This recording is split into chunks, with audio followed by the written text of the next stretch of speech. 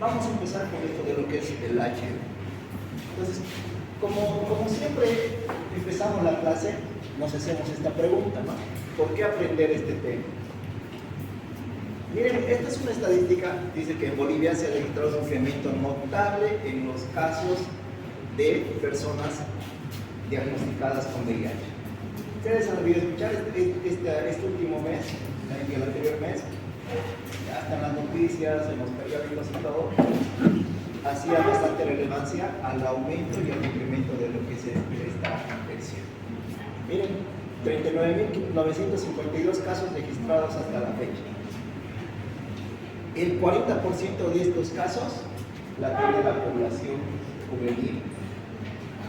Y prácticamente el aumento de esta infección se ha aumentado en un 146.45% entre el 2010 y el 2023.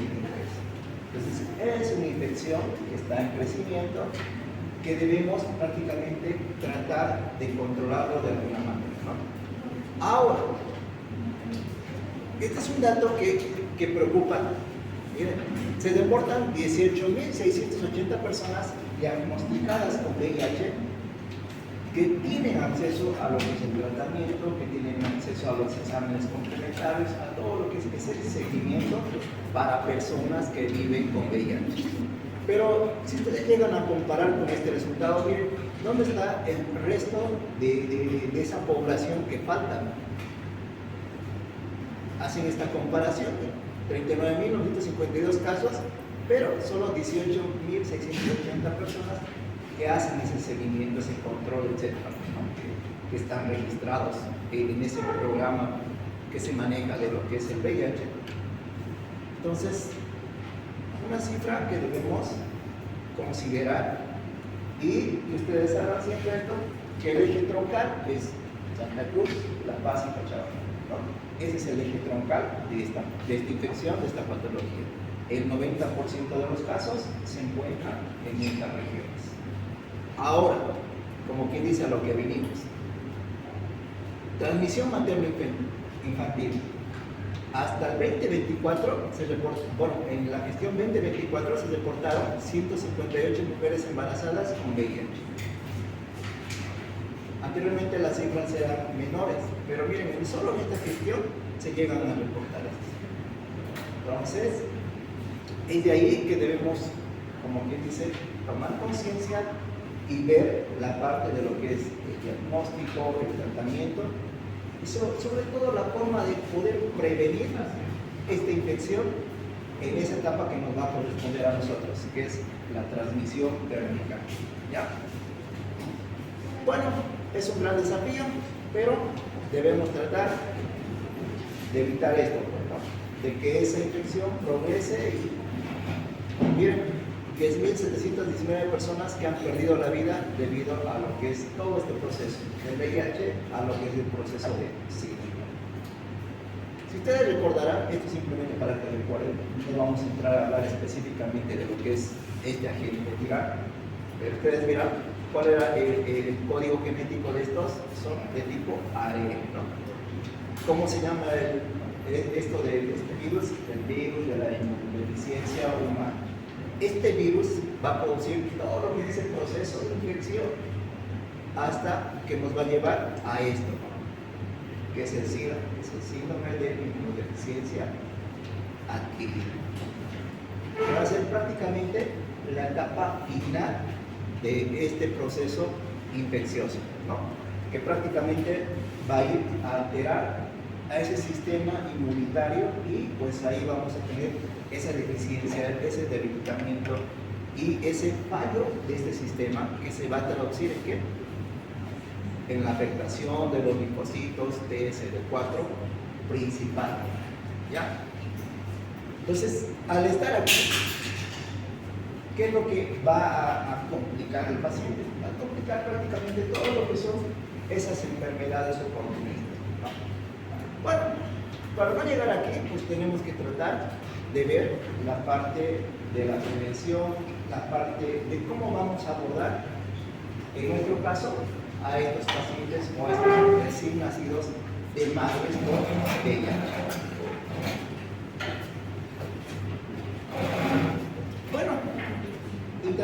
lo que es el tema. ¿No te quieres ir allá? ¿Sí? Entrando a lo que es el tema, vean ustedes las formas de transmisión. Tenemos tres principales formas de transmisión. La primera, durante el embarazo. Durante el embarazo, pero solo corresponde a un 30% a través de lo que es la placenta, ese contacto directo que tiene el feto con la madre. Vamos a tener prácticamente solo un 30%.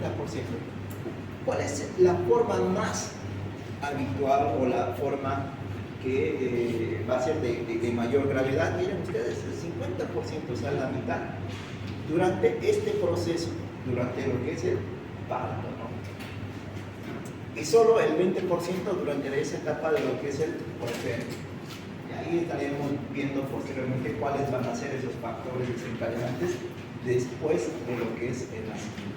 Uno de ellos, la lactancia materna, pero aquí ya prácticamente ya hemos ya tomado lo que son las previsiones a usar otras formas de alimentación, ¿no? Entonces acuérdense, 50% durante el parto. Entonces, ¿dónde tenemos que ir a atacar? ¿O dónde podemos hacer una forma preventiva? Pues aquí, ¿no?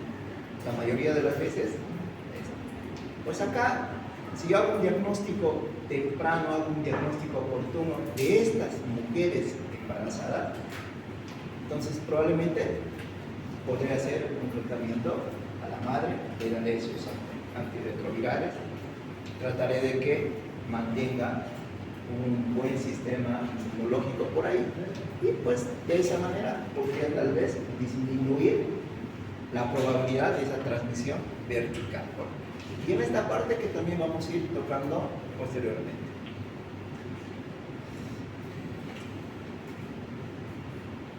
Ustedes han vivido, como llevan ginecología, están llevando ginecología, ¿cuáles son las... que lleva tu paciente, hace su primer control prenatal, ¿qué le van a pedir? Le van a pedir todo lo que estamos llevando ahora, todo lo que estamos llevando. Uno de ellos, el primer contacto es pedirles. Y dicen por ahí que también nosotros después deberíamos tener uno al tercer trimestre. Bueno, vamos a empezar. A ver, estos factores maternos y factores de lo que es el feto y ese recién nacido. Primeramente ustedes van a ver aquí cuáles van a ser los factores maternos que van a estar relacionados o van a poder agravar esto de lo que es la transmisión del VIH. Si la madre se encuentra ya en estadios avanzados de la enfermedad, obviamente que esto va a ser más grave, ¿no? Si la madre tiene un conteo de bajo de linfocitos CD4, por si acaso aquí se las puse, lo normal, entre 500 y 1200 células por milímetro cúbico, deberíamos, como que dice, tener este reconteo de los linfocitos CD4. Entonces, cuando nosotros estamos hablando de un conteo que sea menos de 200, ya vamos a estar hablando que esta madre, ojo, aquí estamos hablando solo de la madre, que esta madre ya no está en ese periodo de viviendo con el VIH, sino va a estar entrando al otro periodo que es prácticamente al periodo de lo que es SIDA, ¿ya? Bueno, el otro factor, la carga viral elevada de la madre, más de 100.000 copias que van a representar el 40.6%,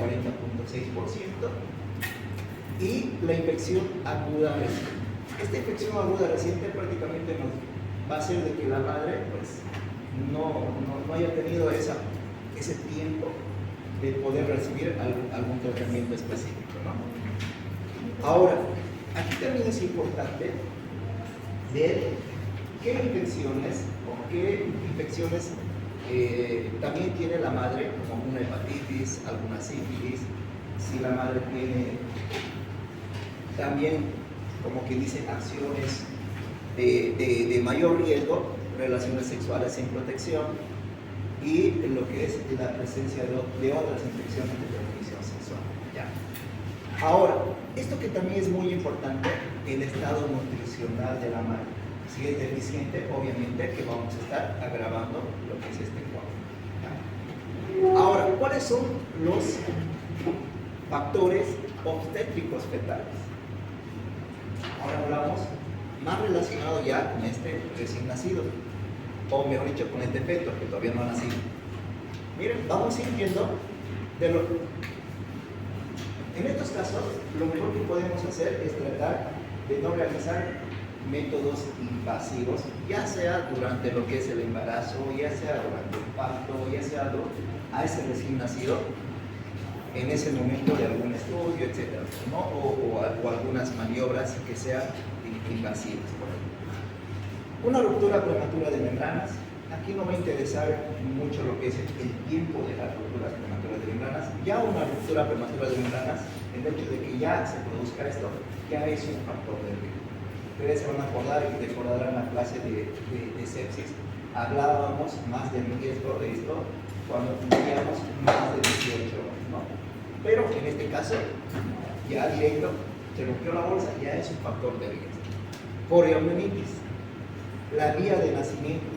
¿Cómo estamos programando o cómo va a salir este recién nacido? Por vía vaginal o por vía que es la cesárea, ¿no? Entonces, los trabajos de partos prolongados, eso también es importante. Por eso es que a estos pacientes vamos de preferencia a tratar de programar esa cesárea, que sería la forma más recomendada de que salga este producto, pues, ¿no? a la vida intrauterina. Bajo peso, prematuridad, alguna solución de continuidad de piel, alguna lesión por ahí, y la lactancia materna. Entonces, esos son los factores obstétricos y fetales que vamos a tener y que van a agravar esta probabilidad de la transmisión del VIH. Entonces, ¿cómo lo vamos a prevenir? Mira, una cesárea electiva dice que disminuye el riesgo hasta el 50%. Entonces, la mejor manera de poder prevenir, entonces, vamos a hacerla pues de esa forma, ¿no? Esto es simplemente para que ustedes tengan conocimiento, pero no quisiera que se confundan.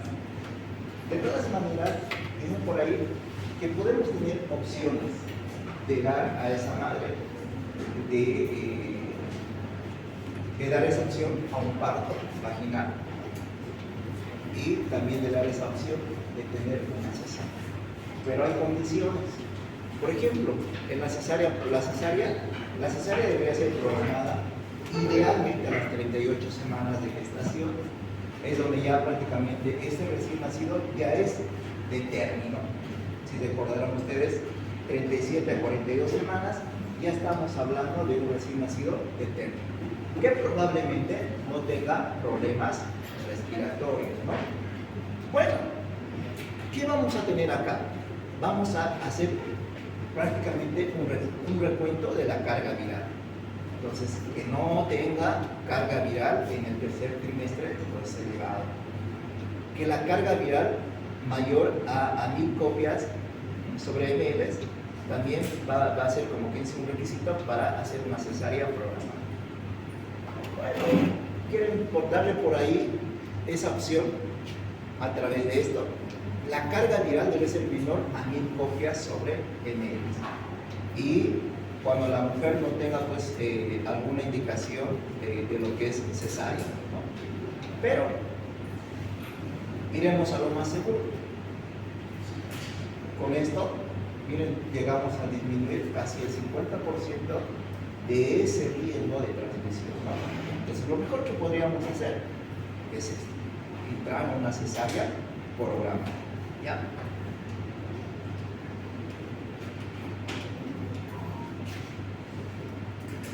Bueno, ¿cuál va a ser la atención inmediata de este recién nacido?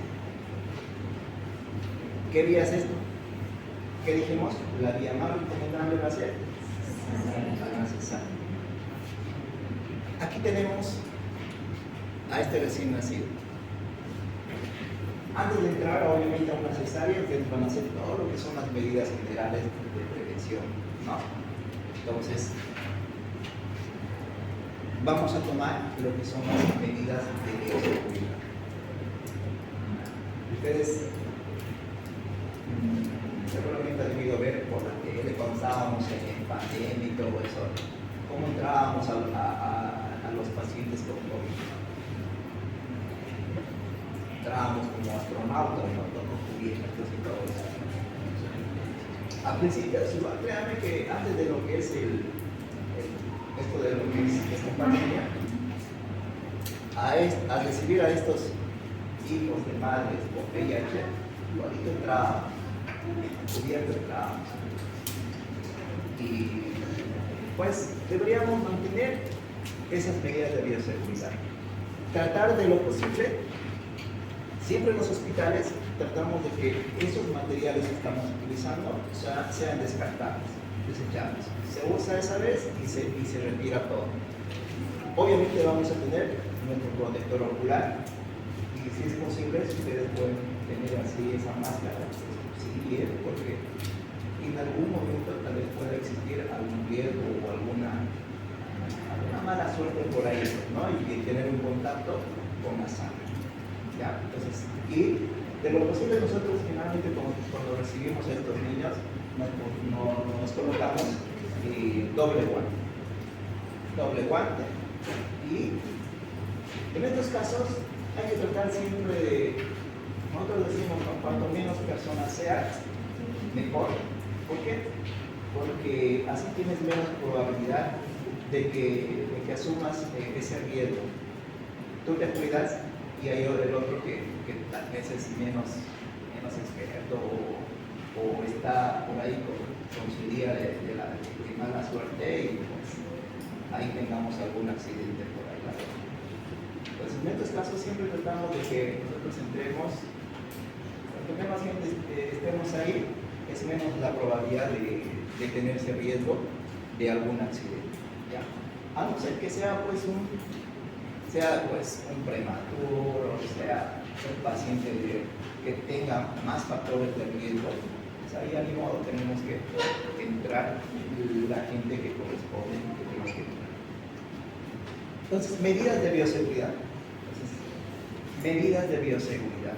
Para esto, yo siempre les digo a los estudiantes, para cualquier atención de un parto cesárea, ustedes siempre deben tratar de cumplir esas medidas de bioseguridad, independientemente a lo que es su resultado de serología. ¿Ya?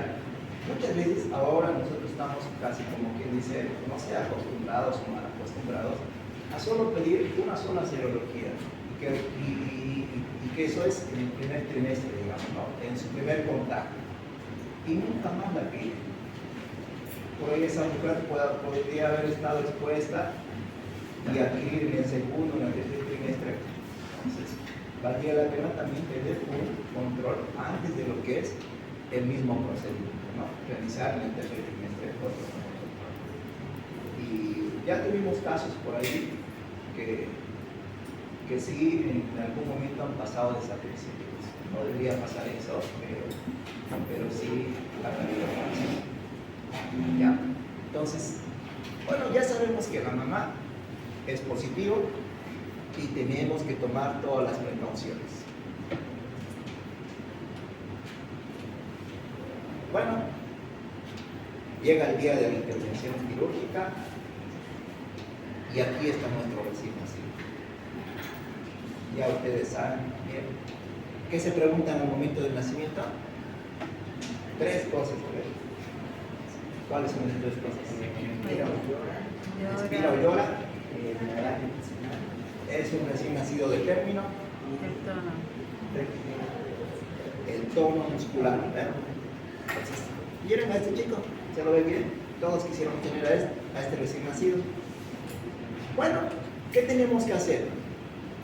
Aquí, una medida fundamental es pinzar y cortar inmediatamente el cordón umbilical. No va a haber esa chance de hacer esa ligadura tardía de cordón. ¿Ya? Entonces inmediatamente el obstetra va a hacer esa acción, va a pinzar y va a cortar inmediatamente el cordón umbilical. Ahora, ¿cuál va a ser el siguiente procedimiento?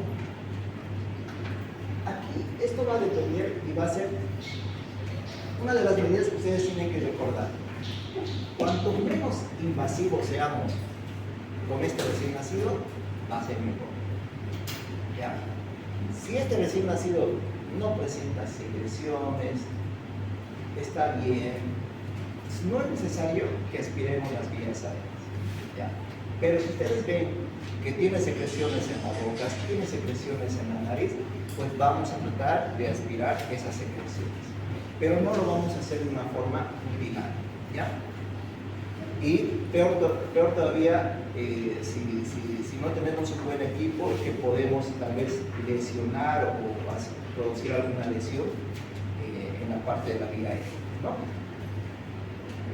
Ahora, el siguiente, esto creo que es uno de los pilares fundamentales en la atención de ese recién nacido. Ustedes saben, baño inmediato al recién nacido con agua y jabón. A todos los recién nacidos bañamos. No, aprendieron ustedes en sus primeras clases. ¿Cuándo debemos hacer ese baño? Preferiblemente después de las 24 horas, ¿no? Entonces, pero en estos debemos hacer ese baño inmediato al recién nacido. Agua y jabón, bañarlo inmediatamente. Obviamente vamos a tener todas las medidas necesarias para no enfriarlo, para no producir nosotros ese efecto del síndrome de estrés respiratorio, ¿no? Por una hipotermia. Bueno, luego hacemos todo lo que es la rutina de atención del recién nacido, pues vamos a hacer prácticamente la evaluación de nuestro recién nacido. Traten siempre de buscar otras malformaciones asociadas tal vez a otras infecciones. Vamos a hacer la profilaxis ocular, el cordón. Prácticamente hacemos la rutina, ¿ya? La rutina de recepción de ese recién nacido. Y algo muy importante, la vitamina K sí la vamos a colocar. Y todos los recién nacidos con la vitamina K debemos aplicar. ¿Por qué vía? Intramuscular. ¿Cuánto es la dosis? 1 milímetro. O si quieren ustedes en ml, 0.1 ml, ¿no? Entonces, y todo lo que es esa rutina de recepción. Ahora, ¿qué es lo que yo no debo realizar con este recién nacido? Algo muy importante. Primero, vamos a prohibir la lactancia materna. No le vamos a dar lactancia materna. Vamos a optar por fórmulas, una leche maternizada. Pero en este punto hay también esa discrepancia o entre comillas. Por ejemplo, en algunos países subdesarrollados, en países donde prácticamente la mortalidad neonatal es alta por desnutrición o por la pobreza extrema por ahí, esto de la lactancia materna es aún considerado. O sea, dicen por ahí, ese chico no se va a morir por el VIH, se va a morir por la desnutrición. Y ustedes saben que si nosotros no nos alimentamos bien, cualquier enfermedad va a atacarnos fácilmente. Cualquier enfermedad, o sea, nosotros vamos a ser susceptibles a cualquier enfermedad si no tenemos una buena nutrición. ¿Vale? Entonces, se hace un balanceo.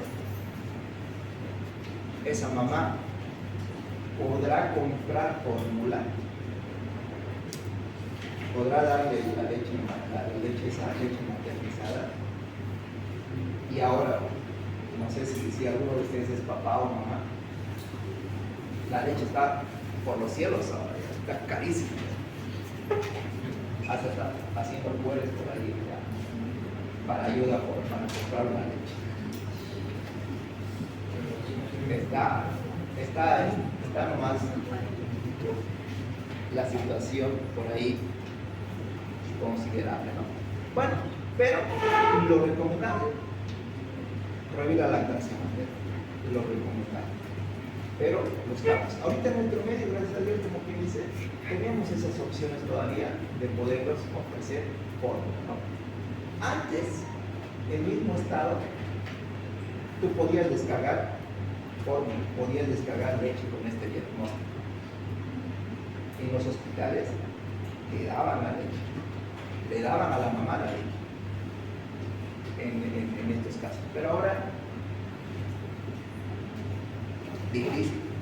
Sigue todavía en el programa, pero va. Ahora, segundamente, quiero que también se acuerden de esto. Tienen que ver que la vacuna, la primera vacuna, estamos hablando de vacuna, la BCG, no vamos a aplicar a este recién nacido. No la vamos a aplicar. ¿Por qué creen? ¿Para qué me sirve la BCG? Para las formas graves de tuberculosis. En estos niños no vamos a aplicar esa vacuna. ¿Hasta cuándo?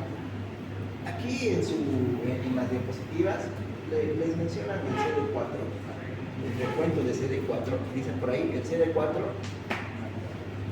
teniendo el resultado de lo que es estas pruebas de CD4, cuando tengamos este resultado y este resultado sea mayor a 1.500 euros por milímetro cúbico o representen el 35%, recién podemos administrar esta vacuna. Pero las normativas nacionales de nuestro país toman en cuenta lo que es el resultado de la carga viral.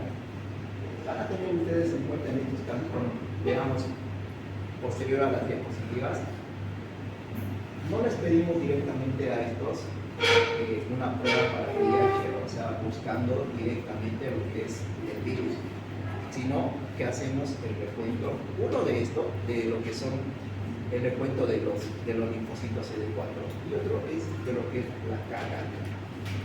Entonces la carga viral también va a ser muy determinante para poder decidir si ese recién nacido tiene que recibir o ya puede recibir esta vacuna. Entonces no aplicamos inmediatamente la vacuna.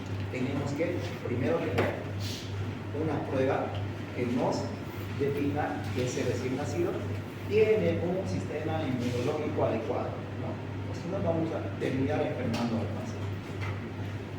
Bueno, y segundo, iniciamos aquí nuestra profilaxis con el medicamento que se llama Sidolin.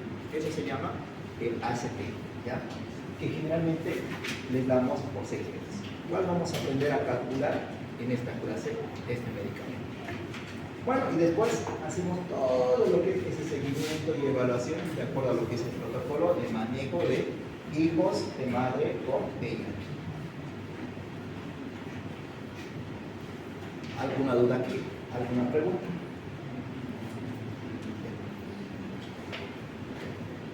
Bueno, tal vez volviendo un poquito atrás. ¿Cuál va a ser nuestro manejo clínico más o menos durante ese periodo de gestación? Miren, vamos a... La clínica en realidad es una clínica en específico. Ustedes van a ver que los pacientes o personas que viven con VIH no presentan una clínica, una sintomatología relevante. O que te digan, esto tiene esta persona y debe tener este diagnóstico. No hay. Es en específico, en estos pacientes, con estas mujeres embarazadas, tenemos que buscar siempre lo que es el TORCH, descartar todas las otras infecciones y el diagnóstico deberíamos hacerlo en el primer trimestre de embarazo. Sí o sí deberíamos hacer, y en ese primer control que esa mujer embarazada está llegando a los 8 años, ¿no? Y prueba rápida. Si la prueba rápida es no reactiva, pues, y la otra prueba deberíamos tener idealmente al tercer trimestre y antes de que estemos programando o tengamos la cesárea, pues, ¿no? Y no antes de lo que es el parto. ¿Qué más?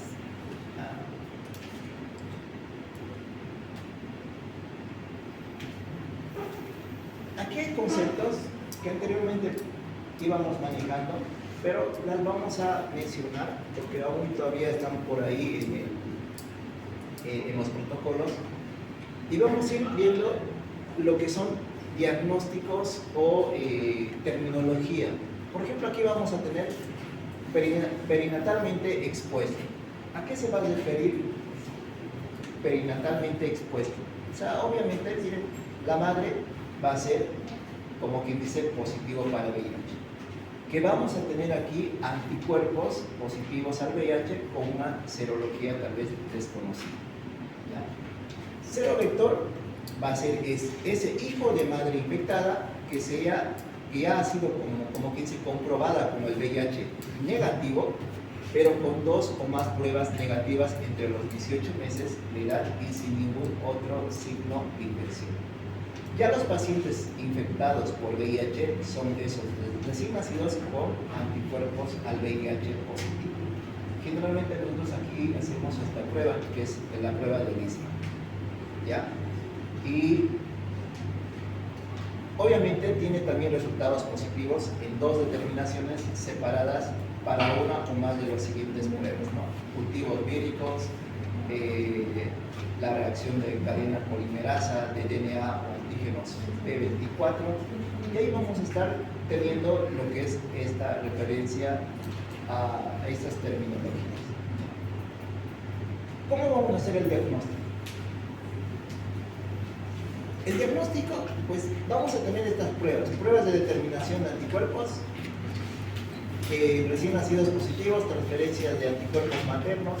La prueba que nosotros finalmente utilizamos en estos es la prueba de ELISA para VIH. Y luego tenemos estas otras pruebas: aglutinación, inmunofluorescencia, inmunoelectrotransferencia, la reacción de cadena polimerasa de DNA del VIH, en lo que son los linfocitos de sangre periférica, y que son los que generalmente nos dan ese diagnóstico de infección neonatal, ¿ya?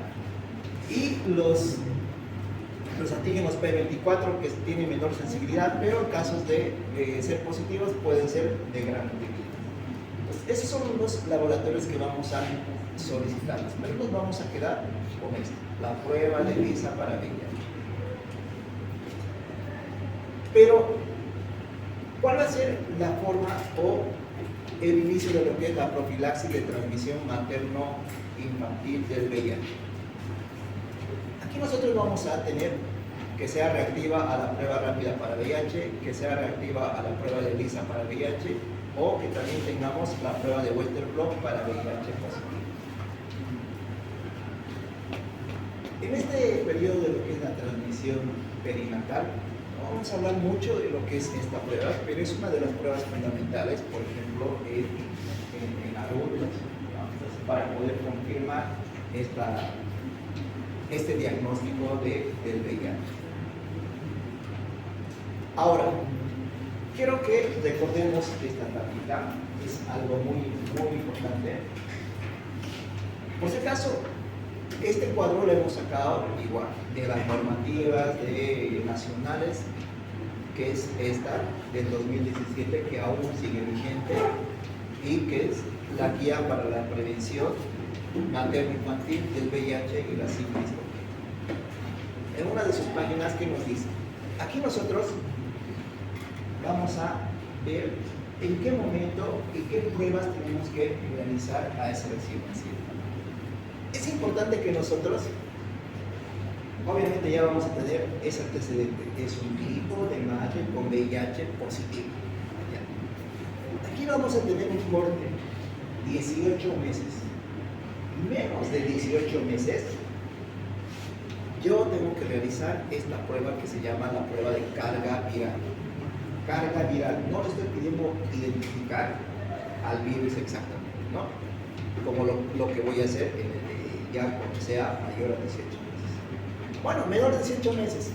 La primera prueba de carga viral la puedo realizar a partir de la segunda semana de vida, incluso hasta la cuarta semana podemos ir así.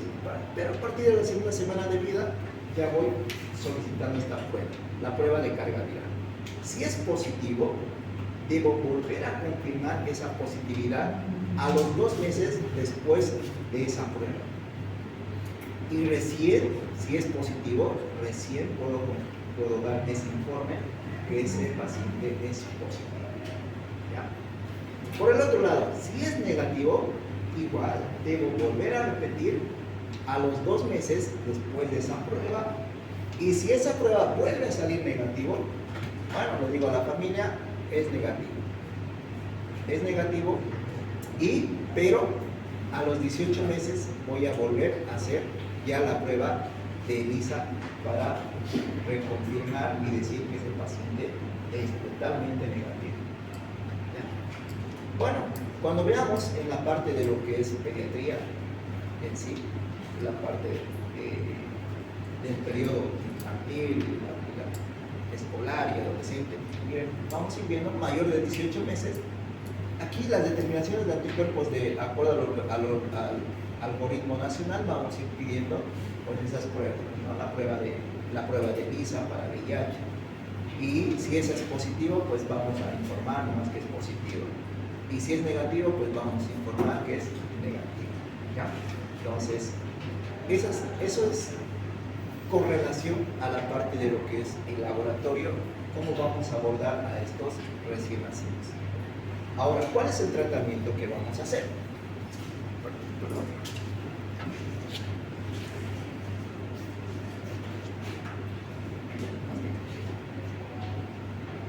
Primero, en cuanto a lo que es el tratamiento, siempre hay que tratar de poder prevenir y llegar a este punto de lo que es el tratamiento así, ¿no? Entonces, una forma de lo que es cuidar a ese recién nacido que va a estar expuesto a esta infección, que la madre pues reciba todo lo que es el tratamiento profiláctico y ese tratamiento antirretroviral durante su diagnóstico y durante lo que es el embarazo, ¿no? Y vamos a programarlo para una cesárea y vamos a tratar también de no exponer a ese riesgo de la lactancia, ¿no? Bueno, como segunda medida, pues vamos a utilizar estas drogas antirretrovirales. Entonces, no les vamos a preguntar en el examen dosis, porque es un poquito complicado, pero yo lo que siempre les recomiendo, ustedes traten siempre de tener un vademecum pediátrico para que siempre hagamos un chequeo ahí y vayan ustedes especialmente sociabilizándose con ese cuaderno. Les voy a pasar un vademecum al doctor para que ustedes ya vayan, como quien dice, echándole una velita. ¿Qué medicamentos vamos a utilizar?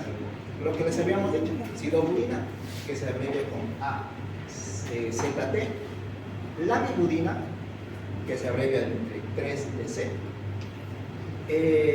nevirapina, NBP, y todas estas tienen una forma de presentación. La mayoría de estas, o sea, miren esta presentación, de 50 miligramos en 5 ml. Ustedes pueden ver aquí tenemos la presentación de este medicamento. 50 miligramos que viene en 5 ml. ¿Cuáles son las dosis? Las dosis de esta que vamos a utilizar fundamentalmente, vamos a tratar de aprender a recordar, que va a ser 2 miligramos kilogramo cada 6 horas. Por si acaso, esta dosificación, nosotros vamos manejando lo que es el Neovax, en la parte de los recién nacidos y el periodo neonatal, que también se los voy a pasar en ese librito. Ahí nos dice esta dosis, ¿ya? Esta dosis. Pero en el programa nacional, en el programa de Bolivia, nos dice otra dosis, nos dice 4 miligramos kilogramo, pero ya nos dice cada 6 horas, dice cada 12 horas, ¿ya? Por una finalidad de que han visto de que como teníamos que darle varias veces, o sea, ¿cuántas veces le damos en el día si le decimos cada 6 horas? 4 veces, ¿no? Por ese modo, de ese modo, como decían, hay muchas veces y hay esa probabilidad y esa susceptibilidad y se ha visto que las madres se olvidaban algunas dosis, etc. Entonces, dijeron, no, lo vamos a hacer cada 12 horas. ¿Ya? Pero bueno, vamos a ir viendo. Por ejemplo, miren acá, volvemos a la normativa. Perdón. De la lamivudina, 2 miligramos kilogramo cada 12 horas. ¿Ya? Del nevirapine, 2 miligramos kilogramo día. Entonces aquí, pero vamos a considerar el peso. Menos de 2,500, 10 miligramos día, más de 2,500, 15 miligramos día, mayor a 6 semanas, 2 miligramos kilogramo cada día, cada 12 horas, y vamos a ir administrando de esa forma. Ahora, ¿qué nos dice nuestra guía, nuestra norma? ¿Ven ustedes acá? Aquí los han dividido por periodos, por horas y por días. Al momento del nacimiento, de 0 a 6 horas, lo mismo. Hacemos un examen detallado y todo lo que hemos visto en la parte de esa lámina de recepción. Iniciamos sidomulina. ¿A cuánto dice? 4 miligramos kilogramo dosis cada 12 horas por 6 semanas, o 15 miligramos cada 12 horas en mayores de 2.500, o 10 miligramos cada 12 horas en menores de 2.500 gramos. No vamos a dar leche materna, hay que iniciar fórmula, vamos a inhibir la leche materna. ¿No? Bien. Ahora, quiero que ustedes aprendan, por lo menos, tal vez en algún momento, nos toque, como quien dice, darle la primera dosis de este medicamento. Yo sé que lo que nos va a tocar, porque como médicos generales tenemos o vamos a empezar a trabajar en un primer nivel, y seguramente estos pacientes no van a estar ahí, van a estar en un segundo o tercer nivel, ¿no? Entonces, pero de todas maneras, tiempo. ¿Qué nos decía en la primera lámina? La dosis nos decía 2 miligramos kilogramo cada 6 horas, ¿no? Y en esta, ¿qué nos dice? Nos dice 4 miligramos kilogramo dosis cada 12 horas. ¿Cierto? Nuestro paciente pesa 3,500. 3,500 gramos. ¿De cuánto viene el medicamento esto? Esto nomás vamos a aprender, sidomulina. ¿De cuánto viene? Ese medicamento viene de 50 miligramos. ¿En cuánto? En 5 ml. Ahora, nuestro paciente, vamos a empezar por esto, ¿qué dice? Pesa 3,500. Solo multiplicamos 3.5 por 2. ¿Cuánto es? 7. Ya, 7. Tengo que darle a este chico 7 miligramos. Vamos a hacer la regla de 3. Tengo que darle 7 miligramos. ¿En ml cuánto es? 0.7 ml. ¿Qué nos dice la indicación? 0.7 ml, esto es vía oral cada 6 horas. Bueno, lo voy a hacer de esta forma. 3.5 por 4. Hacemos lo mismo. Aquí tenemos 50 miligramos en 5 ml. ¿Y cuánto nos sale? 1.4. No, pero la multiplicación de 3.5 por 4. 14, ¿no? 14 miligramos. Y no sabemos cuántos ml es. 1.4 ml. Vía oral cada 12 horas. ¿Lo mismo o no lo mismo? La misma cantidad de la ¿verdad? Entonces, es nomás así. Pero nuestro programa maneja esto, si acaso. Cada 12 horas. ¿Ya? ¿Se entendió? Ya cuando veamos medicamentos, fórmulas, ya vamos a volver a retomar eso y les vamos a complicar un poquito. Bueno, ¿qué vamos a hacer ahora? Nuestro paciente ya tiene su primera semana. Vamos, miren, acuérdense, dice, no vamos a aplicar todavía la vacuna BCG. Vamos a continuar con ese tratamiento de lo que es la acidobudina. Vamos a hacer sus controles pediátricos habituales y vamos a vigilar esa adherencia al medicamento. Vamos a ir viendo si ese paciente presenta alguna reacción adversa pues, al medicamento, ¿no? Y vamos a continuar con la forma artificial, o con la lactancia o fórmula artificial, en este caso, ¿no? La fórmula artificial. De 2 a 6 semanas continuamos con el medicamento, con la acidobudina, y aquí, miren, dijimos que a partir de la segunda semana yo ya puedo pedir la primera carga viral. Pedimos la primera carga viral, podemos hacerlo a partir de la segunda semana, y aquí ya tenemos que poder, ya debemos empezar a solicitar estos laboratorios. ¿Qué vamos a pedir? Un hemograma, pruebas de función hepática. Este hemograma, por si acaso, es más para buscar si ese paciente está haciendo un efecto adverso por ahí al medicamento y pueda traducirse en una anemia, ¿ya? Y bueno, vamos a ir buscando pruebas de función hepática, TGO, PGP, bilirrubinas, fosfatas alcalinas. ¿Por qué? Porque la forma de eliminación de este medicamento es a ese nivel. Tenemos que controlar esa función hepática. 6 semanas.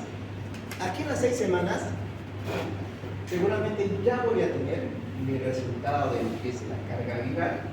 Y en este paciente puede ser que tengamos y sea negativo. En ese momento ya puedo decidir si puedo suspender este tratamiento con lo que es la acidobudina, ¿ya? Pero si tenemos la duda o no tenemos el resultado, debemos seguir con esta medicación, ¿ya? Entonces, pero aquí a partir de estas 6 semanas, incluso en estos pacientes tenemos que iniciar un tratamiento profiláctico con un antibiótico, que es el trimethoprim sulfamethoxazol. ¿A cuánto es la dosis? De cotrimoxazol 150 miligramos o de sulfamethoxazol de 750 miligramos 2 veces al día, cada 12 horas. Esto les damos en días separados, puede ser lunes, miércoles y viernes, y días alternos, como que dice. De las 6 a las 8 semanas, depende si tengo mi resultado de la primera carga viral.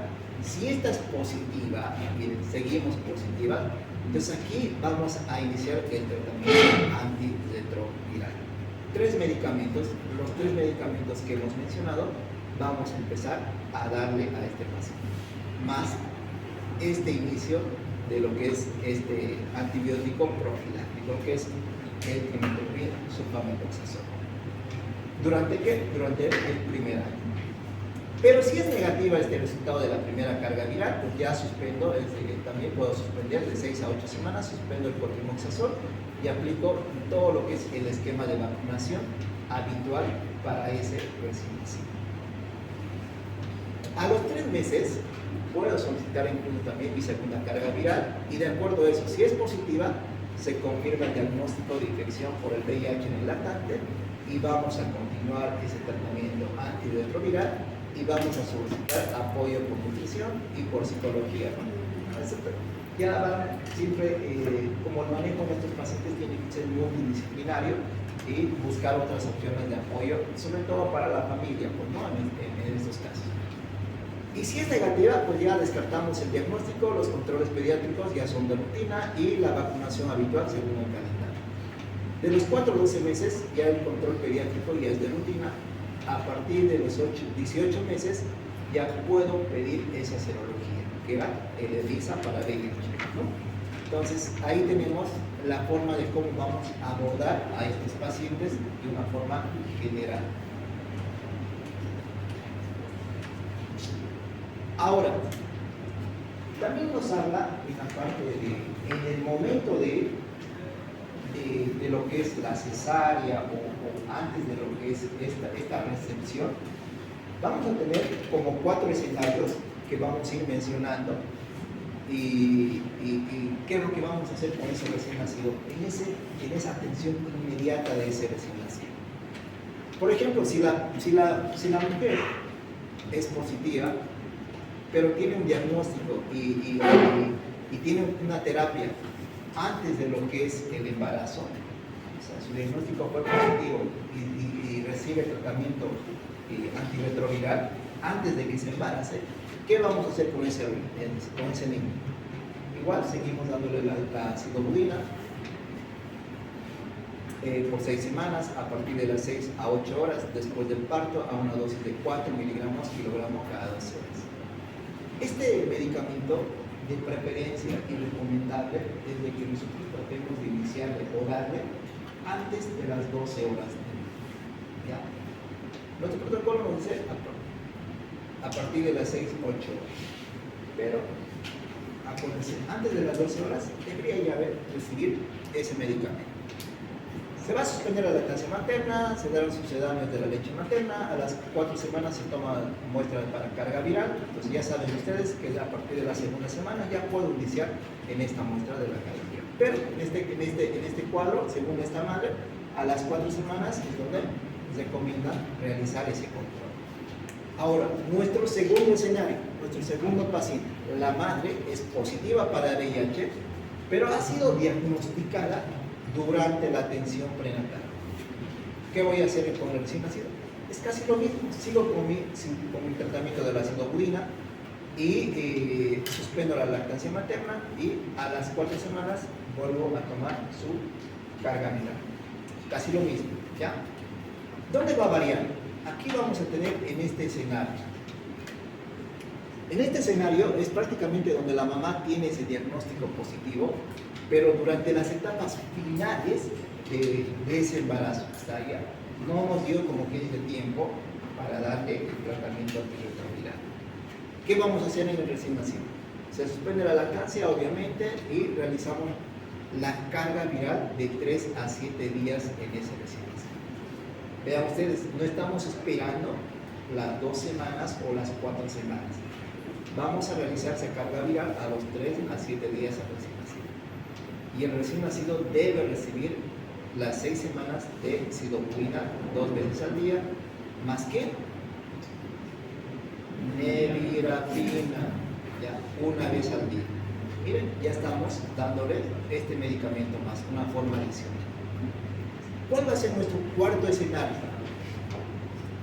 Recién nacido de la madre VIH positiva que no pudo recibir profilaxis con antirretrovirales. O sea, no recibió ningún tratamiento por ahí, no le dieron chance, digamos, a la madre a recibir ese tratamiento. ¿Qué vamos a hacer? La profilaxis antirretroviral de estos niños debe iniciarse lo más pronto que sea posible, hasta las 48 horas de producido el parto. En estos casos se recomienda la administración de la terapia combinada. Hacemos ya el uso de los 3 medicamentos: acidobudina, lamivudina y nevirapina, con las dosis que ya hemos mencionado anteriormente, ¿ya? Pero aquí vamos considerando, sigue el uso de esto, de la nevirapina. La primera semana le vamos a dar a 2 miligramos kilogramo día. Ya la segunda semana, incluso dicen a partir de los 5 días, le vamos a subir esto a una dosis doble, a 4 miligramos kilogramo día. Ya en la segunda semana, pues ya prácticamente vamos a mantener esos 4 miligramos kilogramo día, pero que podríamos considerar darle a partir del 8º día, ¿ya? Entonces, simplemente esa recomendación para esto es lo que nos dice nuestra normativa y hacemos lo recomendado según los otros protocolos, ¿no? Suspendemos la lactancia materna y tomamos aquí otro punto de diferencia. Tomamos la muestra para carga viral inmediatamente.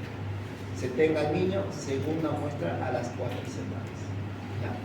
Cuando tenemos este escenario. Son formas o escenarios que vamos a ir viendo y tenemos que tomar esas recomendaciones. Bueno, aquí volvemos a mencionar estos componentes. ¿Cuáles van a ser las recomendaciones? Recomendaciones: tratar siempre de hacer un diagnóstico prenatal, o sea, que la madre tenga ese diagnóstico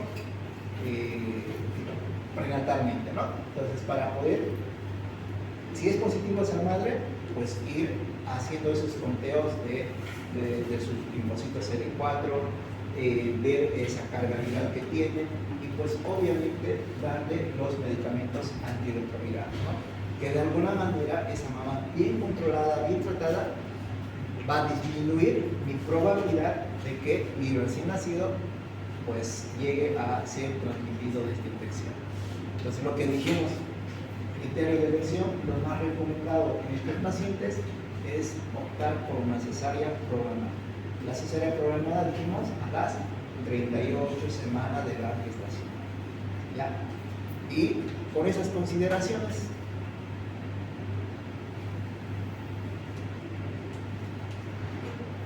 bueno, más del 90% de los niños que viven con el VIH contrajeron el virus durante el embarazo, parto y lactancia.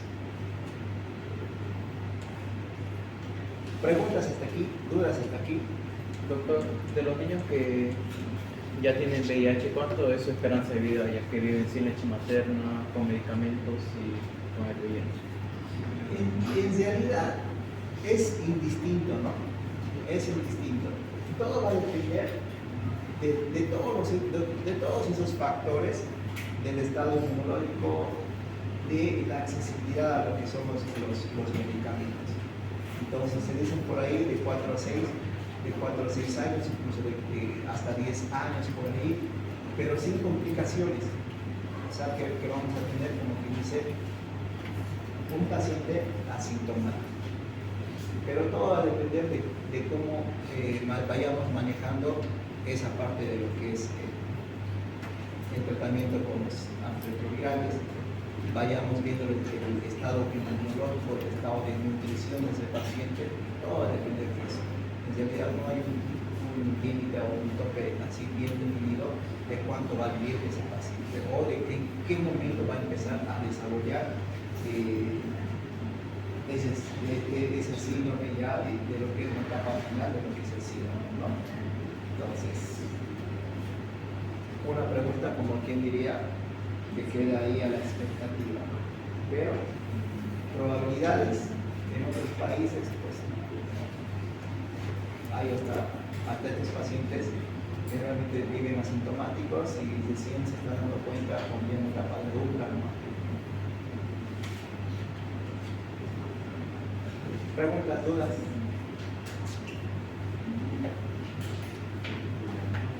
Bueno, es 1751.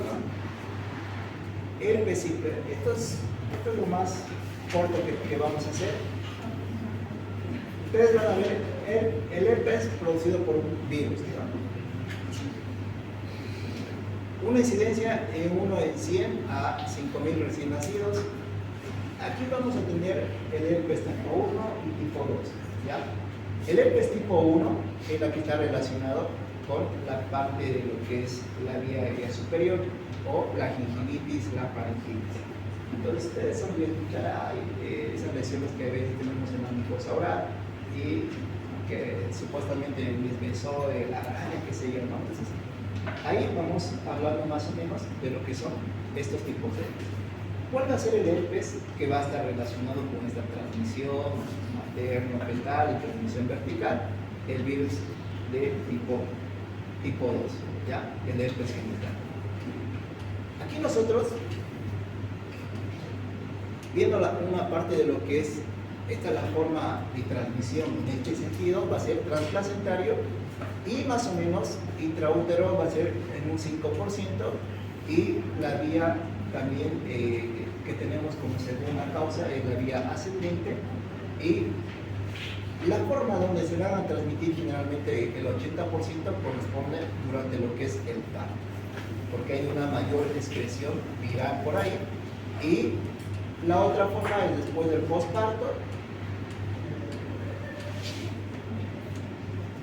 y que es prácticamente en una menor medida, ¿no? Porque tomamos todas las consideraciones y medidas necesarias para prevenir esta infección.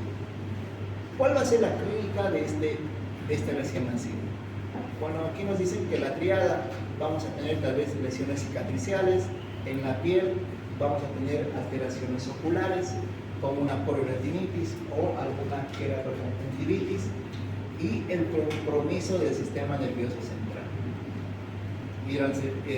Una meningoencefalitis necrotizante o una hidroanencefalia, ¿no?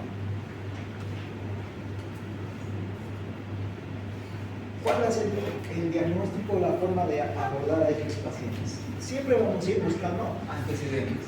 Si la madre es positiva o negativa ante esta infección, y según eso, pues vamos a ir buscando la clínica.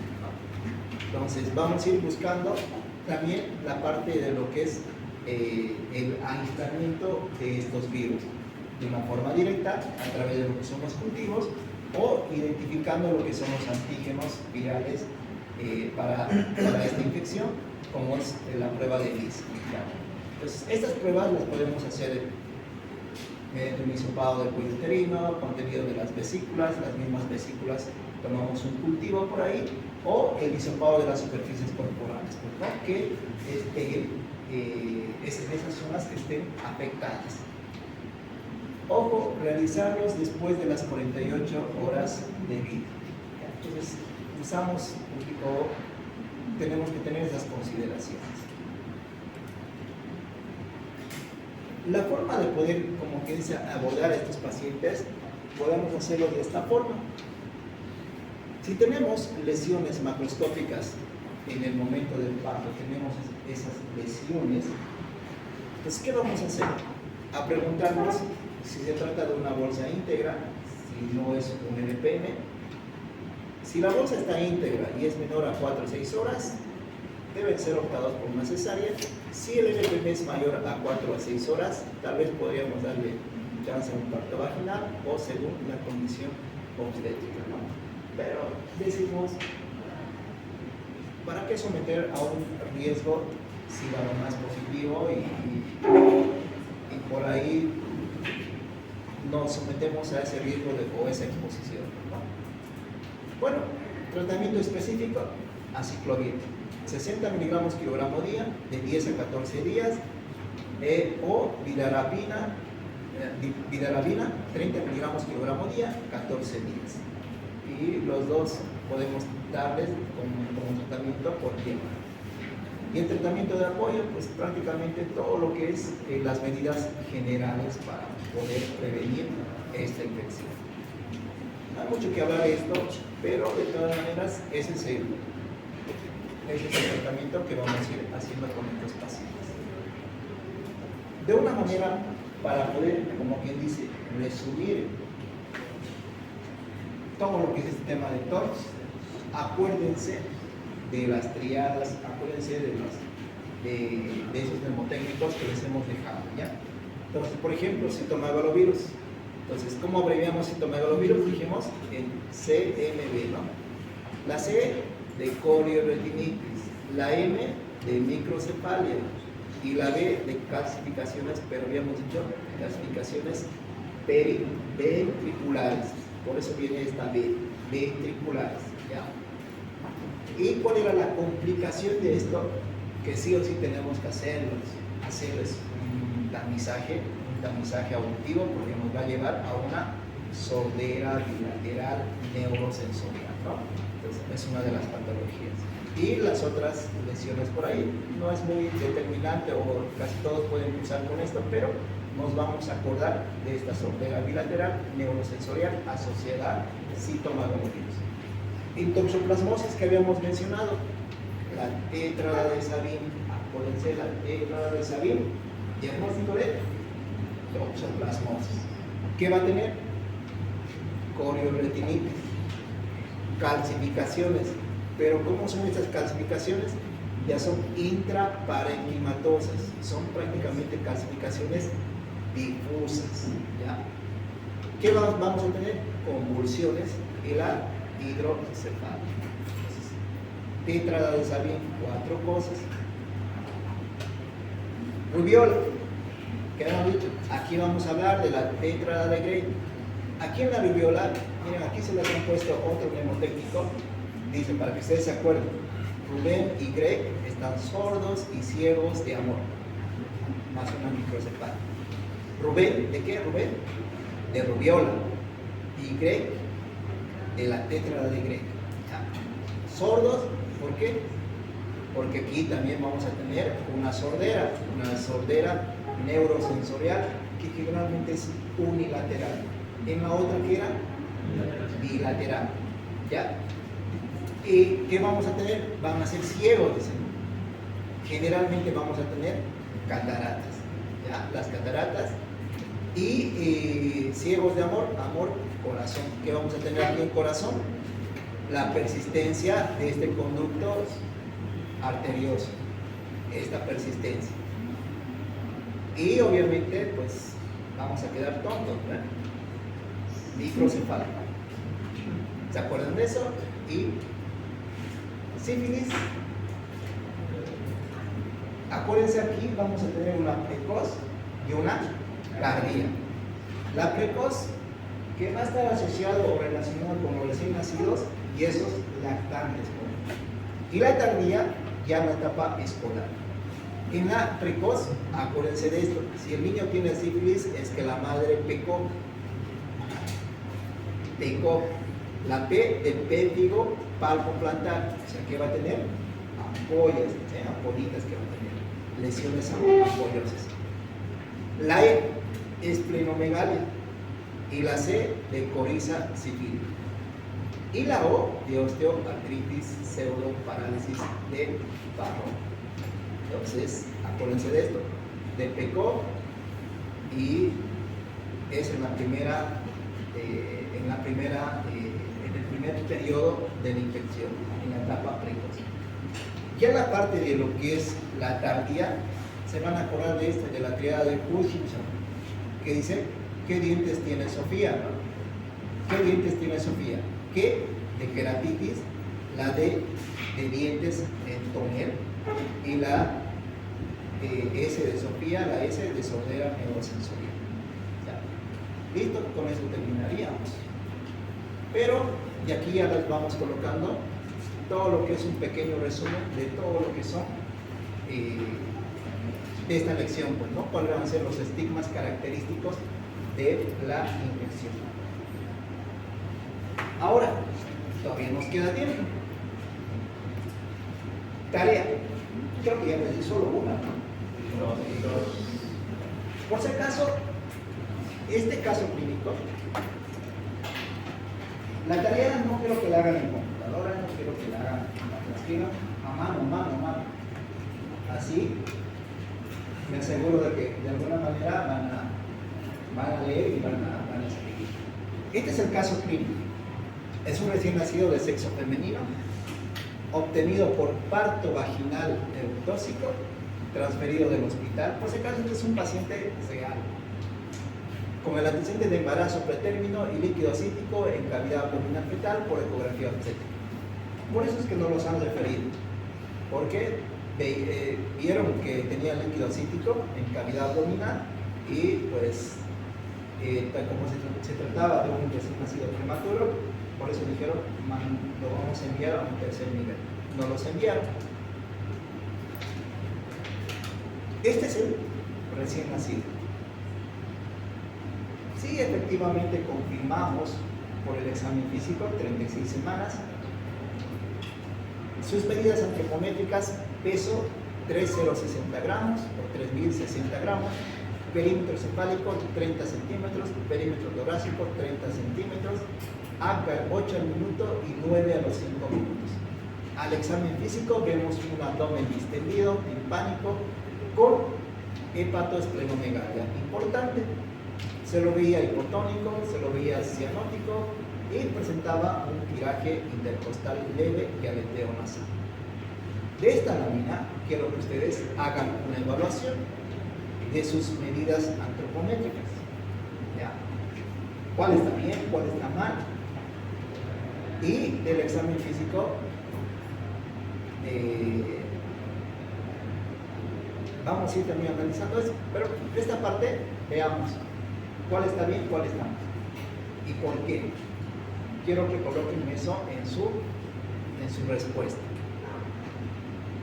¿Qué antecedentes obstétricos tenemos? La madre tiene 21 años, es su primer embarazo, gestas 1, parto 0, cesárea 0, aborto 0. A su ingreso refiere serologías negativas, grupo sanguíneo ORH positivo, antecedentes del flujo vaginal sin tratamiento, alzas térmicas al 5º mes de embarazo, tratada como resfrío común sin otra sintomatología relevante.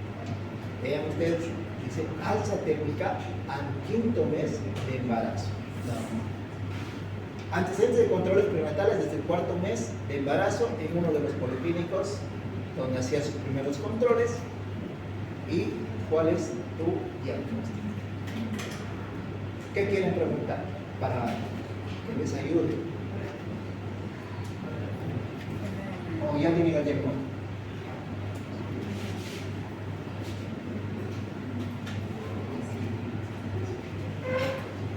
¿Puede hacer el diagnóstico con todos esos datos?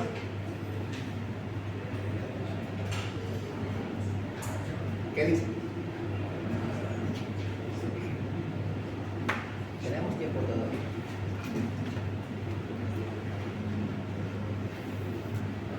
Ya, para ayudarles.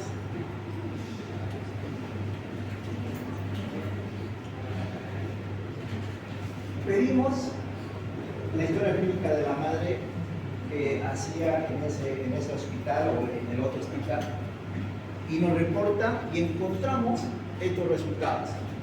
Por si acaso, esto es de la madre.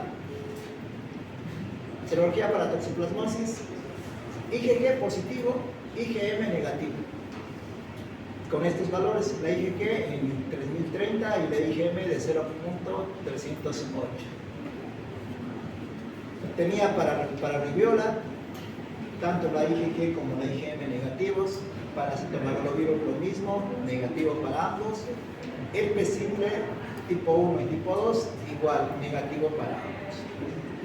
Yo creo que ya con eso hacen el diagnóstico, o todavía. O podría haber una conversión por ahí. ¿Qué quieren saber? ¿Hicieron laboratorio al bebé? Bien, ¿hicimos laboratorio del bebé? Pues sí, le hicimos laboratorio del bebé. Esos son los laboratorios que le hicimos al bebé. Grupo sanguíneo del niño ORH positivo. El primer hemograma nos da un Rodwell 3. Esto lo vamos a ver en la parte de lo que es sepsis. Pero un Rodwell 3 donde vemos neutropenia, vemos leucopenia y vemos plaquetopenia. Y un PCR positivo. Pruebas serológicas, hepatitis B y C negativas, citomegalovirus negativo, herpes simple tipo 1 y tipo 2 negativo, rubiola negativo, toxoplasmosis, IgG 1 32.768 y una IgM negativo. Prueba incluso para Zika negativo. ¿Por qué la habíamos pedido prueba para Zika?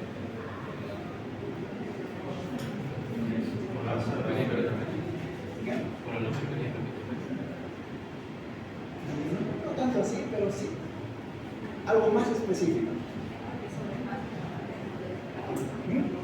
Porque sobrepasa igual la barrera. Ya, pero ¿por qué? Porque estamos en un lugar, no sé de dónde viene la madre, su procedencia. Ah, sí, faltaba la procedencia.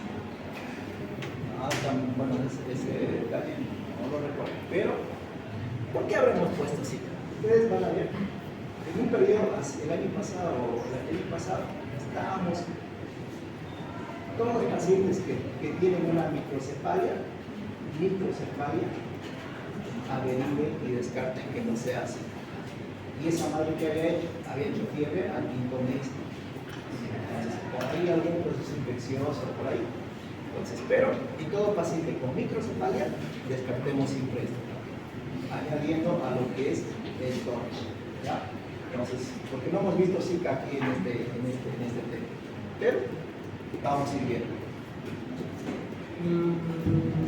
Ya yo creo que con eso ya tienen el diagnóstico o quieren, ¿qué más quieren?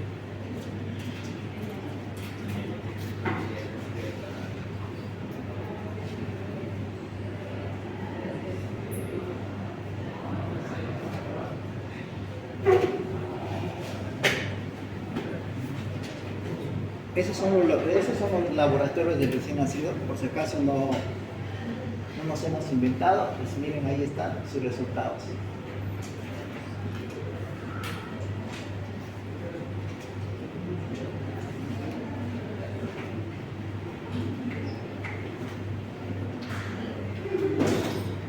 ¿Ya tienen el diagnóstico?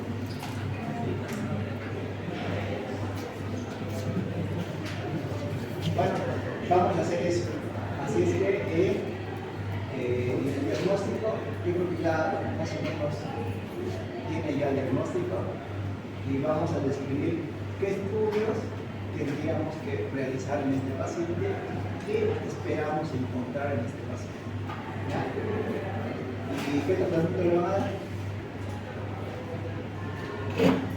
Bueno, ya saben, entonces es otra tarea que ahí les estamos dejando y vamos a ir escrito, lapicero, ya, pero les dejo a su creatividad, eso de las imágenes, qué sé yo, pero a mano. ¿Preguntas, dudas?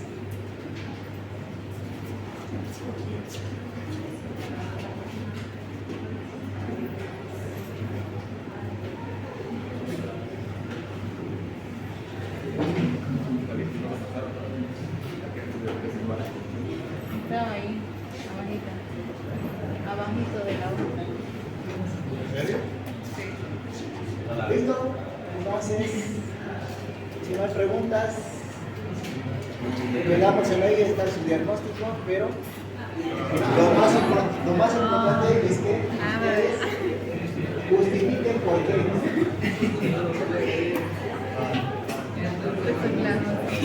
Bueno, son libres, nos vemos en la clase. Bien.